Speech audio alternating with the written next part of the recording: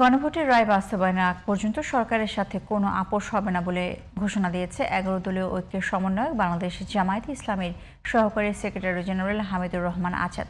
তিনি বলেন, গণরায় মানতে সরকারকে প্রয়োজনে বাধ্য করা হবে। এদিকে বিএনপির ভাইস চেয়ারম্যান আসাদুজ্জামান রিপন মনে করেন, বিরোধী দল আন্দোলনের পায়তারা করছে।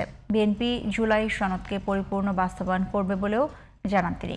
মাহমুদ সোহেলের রিপোর্ট।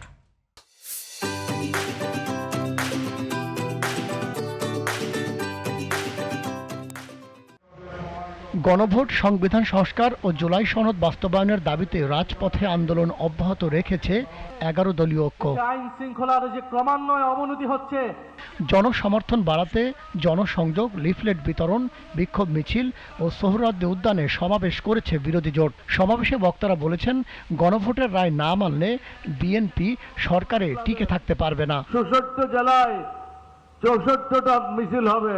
এই ইস্যুতে সংসদে ও বাইরে খানিকটা মুখোমুখি সরকার ও বিরোধী জোট। সংস্কার পরিষদ গঠনের মধ্য দিয়ে এই সংস্কার, কোনো বিল বা অ্যামেন্ডমেন্ট এনে সংবিধান সংস্কার বা সংশোধন নয়। 70% মানুষ বলে দিয়েছে আমরা সংস্কার চাই। সেই সংস্কার মানে হচ্ছে মৌলিক সংস্কার, যেগুলো সাংবিধানিক সংস্কার। সাংবিধানিক সংস্কার না করে যদি আপনি কম গুরুত্বপূর্ণ বিষয়গুলোকে সংস্কার করে সংস্কার হয়েছে বলে দাবি করেন, এটা জনপ্রত্যাশার প্রতিফলন নয়। সংকট হিসেবে যারা এটা অভিহিত করছেন, এটা আসলে সংকট নয়। ডেমোক্রেসির ডিসেন্সি হচ্ছে এটা। এই সমালোচনাগুলো থাকবে এবং সরকারকে চাপে রাখবে বিরোধী দল।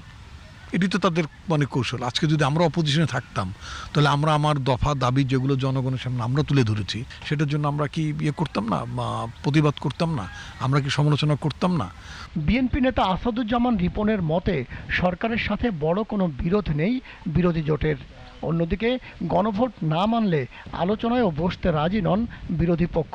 গুম কমিশন, তারপরে সুপ্রিম কোর্টের সচিবালয় প্রতিষ্ঠার যে আইনটা, সেটা, মানবাধিকার কমিশন ইত্যাকার যে সমস্ত অধ্যাদেশগুলো আমরা ইমিডিয়েটলি বাস্তবায়ন করিনি, বাট আমরা বলেছি এটাকে আরও রিফাইন্ড ওয়েতে আরও ভালো আকারে ইমপ্লিমেন্ট করার জন্য এটা আমাদের যারা এক্সপার্ট আছেন তারা এটা নিয়ে কাজ করছেন এবং আমরা অচিরে এইগুলোকে আইন আকারে আমরা পার্লামেন্টে পাশ করব।